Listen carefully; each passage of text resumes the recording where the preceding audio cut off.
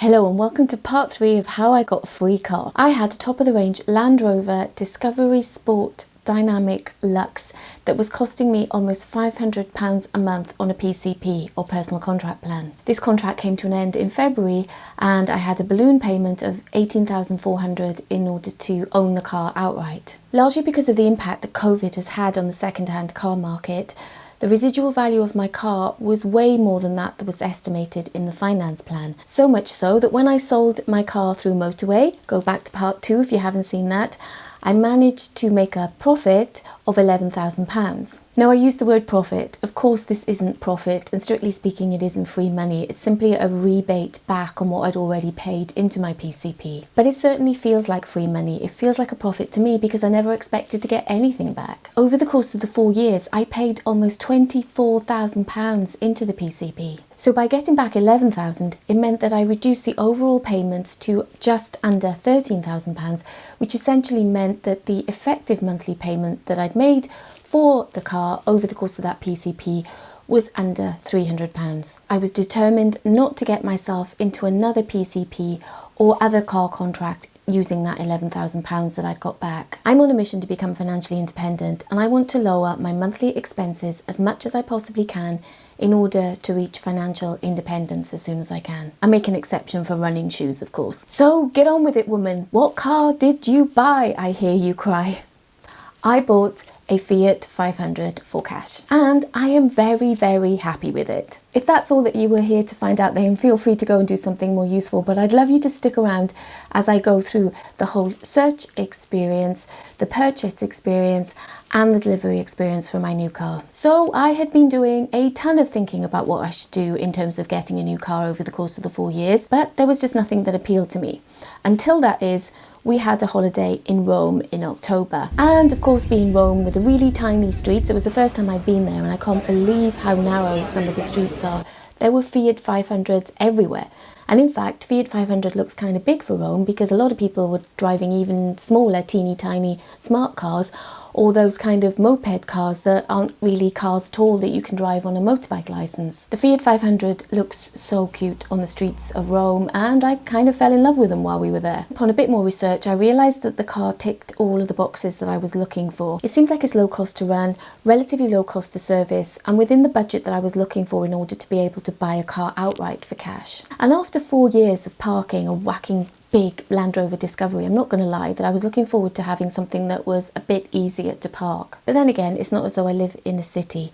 I do occasionally need to go on long car journeys and I am in the extremely fortunate position where the other car in our family is a Tesla Model Y. So the ideal combination is having a big comfortable car for longer journeys and a small, cheap, affordable, costing next to nothing car for around town. As with the whole selling process through Motorway that I covered in part 2, I also wanted a really easy, convenient way of buying the car. I didn't want to go around showrooms, looking at cars, test driving cars. That just wasn't of interest to me. And I know that you can search online, you don't have to go around dealer to dealer these days, I get that, but I just didn't want to visit any dealers at all. And so for this reason, I opted to do my car searching on Cinch and Cazoo. If you want to read a detailed comparison of Cazoo versus Cinch, there's some very good reviews online. I've linked to one of them in the description below. I didn't personally do an in-depth comparison, but for the information that I needed and the range of cars available, I found Cazoo better than Cinch for me. For example,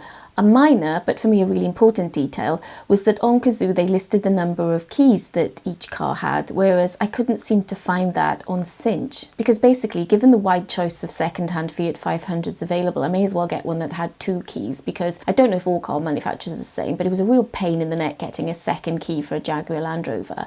Maybe Fiat's would have been easier, I don't know. So how well each of these websites meets your needs will, I'm sure, depend on your personal requirements and what specifically you are looking for the next time you buy a car. So my search criteria was fairly basic. I wanted to spend under £10,000 on a Fiat 500 with low mileage and in good condition. I didn't particularly care what colour it was, but I quite liked the white and there were loads available in white. And here's where I had to make a big compromise. Well, it felt like a big compromise at the time when I was searching.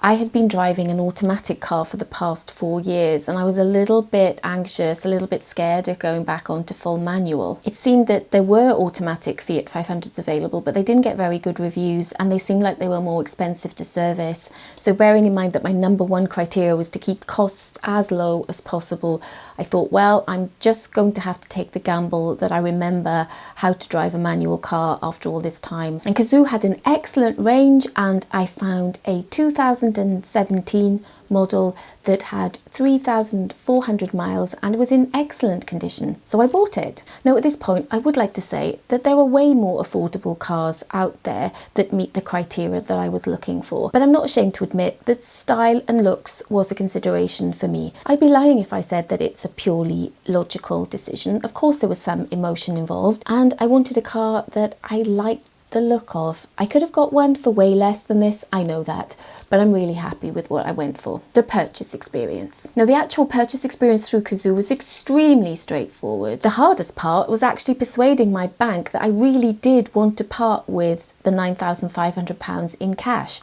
and I had to jump through quite a lot of security in order to persuade my bank, which happens to be Starling Bank, to let me buy the car. This caused a bit of a delay in the whole purchasing experience because of the extra checks that I had to go through, but that was nothing to do with Cazoo, that was all to do with my bank. And I guess this is only fair these days with so much online banking fraud going on, they were being super careful. So once I'd overcome that hurdle, I had an email from Cazoo explaining what would happen next.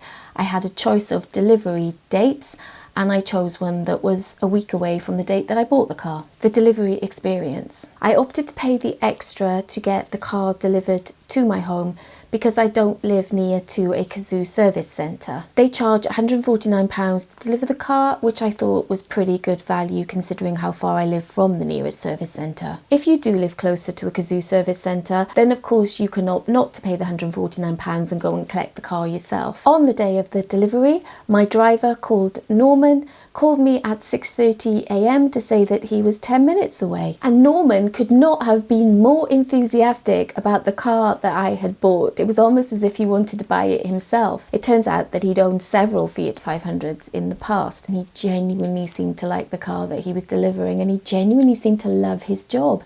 And that gave me a really good customer experience as a result. So Norman offloaded the car from the Cazoo delivery truck, and as it was still dark, I asked if he wouldn't mind driving it onto our driveway, which he was very happy to do so. And then he took me through the main features of the car, again with just as much enthusiasm as when he arrived. I was so impressed with this whole delivery experience that I was happy to respond to the subsequent email that I got from Cazoo asking me for feedback. I mean, most companies send out these emails these days, but I don't know about you, I'm rarely compelled to give any feedback at all. But on this occasion, I got such a good customer experience that I was very happy to give Norman a glowing report. And they even give you, it's a nice touch, it's a little token, they give you a nice little jute bag full of goodies, such as this Cazoo water bottle that I've been taking into the office. So I'm fully aware that I'm giving Cazoo a bit of free advertising every time I use this. Fine, it's a nice water bottle and a few other goodies that were useful in that little bag as well, which is a nice little touch. Driving experience and running costs. I am very pleased to say that after the positive surprise I had with the end of my PCP and then the whole selling experience through Motorway and the purchasing experience through Cazoo, that I am very happy with the car that I've chosen. It's such a change from anything I've had before. I've always gone for big cars in the past. I have never been that kind of woman that likes to drive a small car, but I am so happy with the Fiat 500.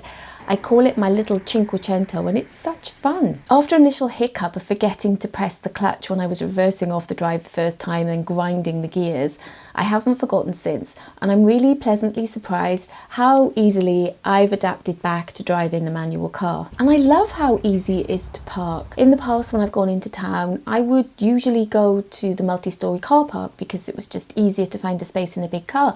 Now I can find all kinds of little cheeky parking spaces and get parking for free. It's also incredibly cheap to fill up. I am so surprised just how cheap. Filling up my Discovery got to the point where it was costing me £120, and for that the range of that car was about 250 to 300 miles on a full tank. I'm still sure that this can't be right, but the range on the full tank in my Fiat 500 is also 300 miles, and it cost me just £40 to fill up. Now I don't know how much it will cost to service, of course, but I'm pretty confident that it will be cheaper than the Land Rover Discovery. Through the PCP, I was compelled to use Jaguar Land Rover main dealer for the services, and it was a complete rip-off. Every time I got the car serviced, it was at least £1,200, sometimes loads more. And the engine warning light kept going off all the time in that car. It almost got to the point where I felt like I was spending more time in the super shiny Jaguar Land Rover service centre with their free coffee than I was actually on the road with the car. Now, yes, that's an exaggeration, but trust me, that engine warning light was coming on at regular frequencies, and I would take it to the service centre and they could find nothing wrong. But every time they do a diagnostics check, when the engine warning light comes on, it was costing £180. I mean, if I didn't know better, I think it was a little money-making machine where they were remotely switching on the engine warning light when their revenues were low, so I could go in and they'd take 180 quid from me, nothing wrong, drive away. Absolutely shocking. I am never, ever, ever buying a Jaguar Land Rover ever again. And in fact, now I'm on the rant, I do remember that the engine warning light came on within 1 week of me owning that car. That should have been a warning, a literal warning, because it never really got any better. Whereas I've had no trouble, touch wood, with a little Fiat 500 so far. And I'm pretty sure that even when I do come to service it, it's not going to cost me anything near what that car cost me. A disclaimer here, I am well aware of the reports in the financial press that Cazoo as a business are in a bit of financial trouble. I had a really good positive experience with them. I wish them every success, but I just wanted to make that disclaimer because unfortunately the economic climate that we're living in is making it really tough for so many businesses right now. Ultimately, this whole experience has given me what feels like a free car, and it will absolutely help towards my goal of being financially independent. So let me know your thoughts in the comments. Did I make a right decision? Are you sitting there thinking, oh my gosh, Fiats are so unreliable, what the hell are you doing? Or maybe you've recently come towards the end of a PCP and had a similar pleasant surprise. Do let me know in the comments. And finally, if you've watched this point and you're not already a subscriber, it's completely free. It will only take you a second to click that subscribe button and give me a big thumbs up to help with the YouTube algorithm. I look forward to seeing you in the next video. Hwyl fawr am y tro.